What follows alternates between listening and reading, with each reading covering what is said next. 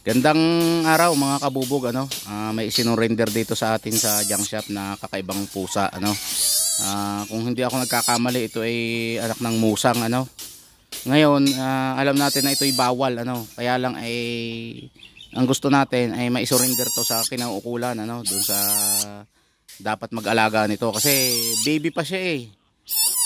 Mahina pa siya. Siguradong dumede dito pa to. Ito ay nakuha daw ng mga bata sa tabing daan, ano. Ay siguro naiwanan ng nanay. Ngayon kung sino man ang ang nakakaalam kung saan ito dapat i-surrender ay mag-comment po kayo at i-surrender po natin at gawa ng ito yata ay kasama sa ano, anong tawag doon? Danger species, ano, mga kabubog. Ito kasi mga kabubog, kung papakawala namin dito ay siguradong mamamatay ito kasi malayo sa kanyang inahin eh. Kailangan ito ay makuan muna, maalagaan muna, mapalaki, mapadede para pagka pinakawalan siya sa wild ay mabubuhay na siya.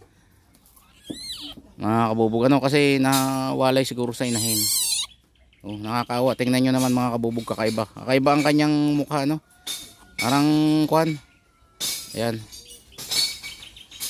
Parang mukha ng parang patulis kumpara sa kuan, kumpara sa pusa talaga.